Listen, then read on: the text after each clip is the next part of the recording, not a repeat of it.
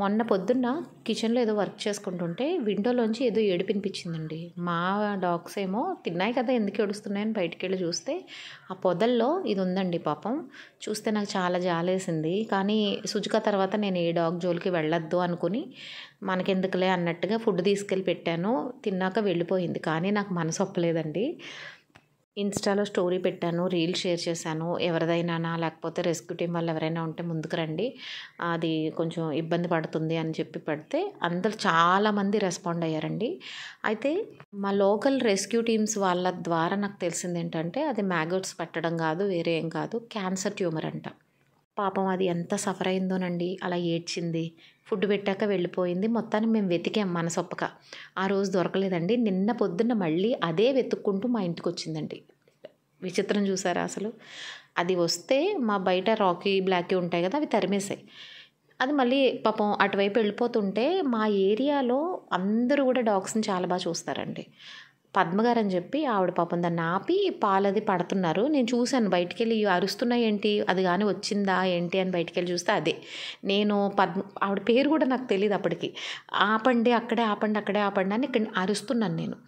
అరిచి ఆవిడకి అర్థం కావట్లేదు నేను ఎందుకు అరుస్తున్నాను. నేను పరిగెట్టుకుంటూ నైటీలో ఉన్నానండి, చున్నీ వేసేసుకుని పరిగెట్టుకుంటూ వెళ్ళి దాన్ని అక్కడ ఆపి ఆవిడ పాపం పాలు పెట్టారు 2 సార్లు, ఇడ్లీ అది పెట్టారు.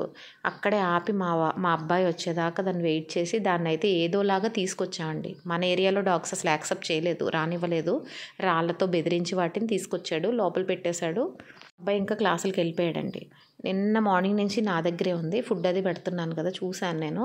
యాక్టివ్గా ఉందండి, చాలా ఫ్రెండ్లీ. ఇంటికి ఎవరిని రానివ్వట్లేదు. లియో గడి కంటే ఎక్కువ కాపలా కాస్తుంది. స్టోరీ చెప్పాలంటే చాలా పెద్దదండి. నేను ఈ ఒక్క వీడియోలో చెప్పలేనేమో, కాకపోతే బ్రీఫ్గా చెప్పేస్తాను. దీనికి ఓనర్స్ ఉన్నారు, హాస్పిటల్కి తీసుకెళ్లారు ఇలా వచ్చిందని చెప్పి. క్యాన్సర్ ట్యూమర్ అని చెప్పారు, సర్జరీ చేయాలన్నారు. అయితే మేము చేయించలేమని చెప్పి దాన్ని నిర్దాక్షిణ్యంగా రోడ్డు మీద వదిలేశారండి. నాకు ఇవన్నీ వేరే వాళ్ళ ద్వారా తెలిసాయి. హాస్పిటల్కి వెళ్ళి వాళ్ళ నెంబర్ అది తీసుకున్నాము అని ట్రై చేసాం కానీ మాకు దొరకలేదు. ఈ రెస్క్యూలో చాలామంది పార్టిసిపేట్ చేశారండి. నాకు ఛానల్ ఉంది కాబట్టి నేను కనిపిస్తున్నాను, వాళ్ళు కనిపించట్లేదు. పావని చాలా హెల్ప్ చేసింది, అందరికీ తెలుసు కదా పావని గురించి. అలాగే అస్సలు స్పెషల్ థ్యాంక్స్ చెప్పాల్సింది రవికీర్తి గారు, సంఘమిత్ర యానిమల్ ఫౌండేషన్ వాళ్ళు, అలాగే హారిక గారండి. ఆవిడ మొత్తం ఫోన్లో టచ్లో ఉండి నాకు అప్ టు డేట్గా ఉన్నారు. అలా మొత్తం ఏం చేయాలి, ఎలా పంపించాలి అన్నీ చెప్తా ఉన్నారు. మేము కూడా మెయిన్ ఏంటంటే సంఘమిత్ర వాళ్ళు అక్కడి నుంచి మనకి విజయవాడ నుంచి తణుకు రావాలంటే చాలా పెద్ద ప్రాసెస్ అండి. అందరం కలిసి వర్క్ చేసాము. చాలామంది హెల్ప్ చేశారండి డొనేషన్ రూపంలో. ఆవని నేను కూడా ఇన్స్టాలో స్టోరీస్ పెట్టామండి. ఒక 1.5 అవర్లో మాకు కావాల్సిన అమౌంట్ అయితే వచ్చేసింది. మన ఇన్ఫ్లుయెన్సర్స్ చాలామంది కూడా ముందుకొచ్చి హెల్ప్ చేశారు. అయితే దీన్ని చూస్తున్నారు కదా, నేను ఇది సీసీ కెమెరా ఫుటేజ్ అనమాట. నేను స్పెషల్గా వీడియో ఏం తీయలేదు.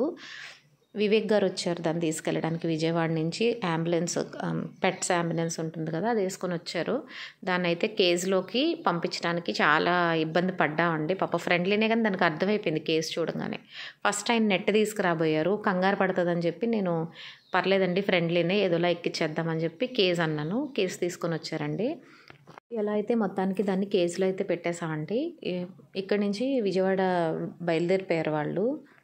ఫైనల్లీ సంఘమిత్ర యానిమల్ ఫౌండేషన్ షెల్టర్కి అయితే ఇది రీచ్ అయిపోయిందండి. ఇక్కడ ఏంటి విషయం అని అంటే అది బతకడానికి ఛాన్సెస్ ఆర్ వెరీ లో చెప్పేశారు. నేనేంటంటే మరీ మనసుకు తీసేసుకుంటానని నాకు ముందే చెప్పారు. ఎందుకంటే తలపైన వచ్చింది, కంటికి కూడా స్ప్రెడ్ అయింది. లోపల ఎంతవరకు డెప్త్కి వెళ్ళిందో మనకు తెలియదు కదా, క్యాన్సర్ ట్యూమర్ అనేది మనం చెప్పలేము. కాకపోతే మన ప్రయత్నం మనం చేద్దామని అయితే తీసుకెళ్లారండి. ఈ వీడియో ఎందుకు షేర్ చేస్తున్నాను అని అంటే డాగ్స్ని తెచ్చుకుంటామండి, తెచ్చుకొని మనం అవి చేసే చిన్నప్పుడు క్యూట్గా ఉంటాయి, భలే ఉన్నాయని ఆడుకుంటాము. ఎదిగే కొద్దీ కొంతమంది డాగ్ లవర్స్ అయితే అబ్బా భలే మన స్ట్రెస్ బస్టర్స్ అయిపోయాయి ఇవి అనేసి అనుకుంటూ ఉంటారు. అంతవరకు బాగానే ఉంటుందండి. ఎక్కడ స్టార్ట్ అవుతుందంటే వాటికి ఇలాంటి హెల్త్ ఇష్యూస్ ఏమైనా వచ్చినప్పుడు ఇంట్లో కుదరకనో లేకపోతే వాళ్ళకి చేయడానికి అవ్వకనో తీసుకెళ్ళి అంత జాలి లేకుండా రోడ్డు మీద వదిలేయడం అనేది, ఇప్పుడు మన ఫ్యామిలీలో ఎవరికైనా అలాంటి సిచ్యువేషన్ వస్తే అలా చేస్తామా అది ఒక్కటే ఆలోచించండి దాన్ని అలా చేసే ముందు. లేదు మీకు అసలు కుదరట్లేదు, మీ ఏరియాలో రెస్క్యూ టీమ్స్ ఉంటాయి, లేకపోతే వెటర్నరీ హాస్పిటల్ అడిగితే చెప్తారు. వాళ్ళకి చెప్పి వాళ్ళకి అందచేయడమో, మీ వంతు మీరు ఏదో ఒకటి చేసి వాళ్ళకి అప్పచెప్పడమో చేయండి. కానీ ఇలా చేస్తే అండి ఎంత పాపమో నేను అసలు మాటల్లో చెప్పలేను. ఈవిడికి కుదురుతుంది కాబట్టి ఈవిడ అలా చెప్తున్నారు. అందరికీ అలా కుదురుతుందా, అందరికీ అలా సాగుతుందా అని అనుకోకండి. చేయాలి అని మనసు ఉంటే ఎలా అయినా చేయొచ్చండి. నేను అపార్ట్మెంట్లో ఉండి కూడా ఎన్ని డాగ్స్కి చేసేదాన్నో మీరు అందరు చూసారు. అపార్ట్మెంట్లో అసలు డాగ్స్ ఇలాంటివి ఏవి అలౌ చేయరు, అయినా కూడా నేను చేశానండి. చూడండి అది ఎంత హ్యాపీగా ఆడుకుంటుందో. దానికి అది బతుకుతుందో లేదని కూడా దానికి తెలియదండి. అయినా అవన్నీ మర్చిపోయి మనుషులతో ఎంత ప్రేమగా ఉంటుంది. ఈ సర్జరీకి అయితే చాలా ఎక్స్పెన్సివ్ సర్జరీ అండి. మీరు ఎవరైనా హెల్ప్ చేయాలి అనుకుంటే కనుక డిస్క్రిప్షన్లో సంఘమిత్ర వాళ్ళ ఫోన్పే నెంబర్ పెడతాను. మీ వంతు మీరు ఒక డ్రింక్ తాగితే అయిపోయే ఒక్క 10 రూపాయలు మీరు షేర్ చేసినా కూడా దానికి ఎంతో కొంత హెల్ప్ అవుతుంది.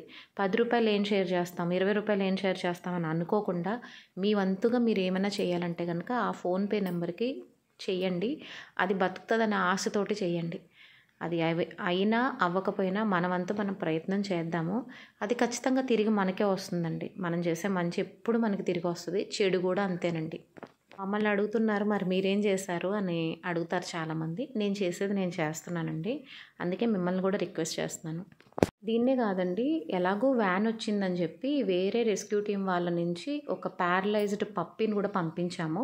అది నాకు వీడియో తీయడానికి అవ్వలేదు. పాపం ఎవరో నడుము మీద కొట్టారంటండి, 2 కాళ్ళు విరిగిపోయాయి.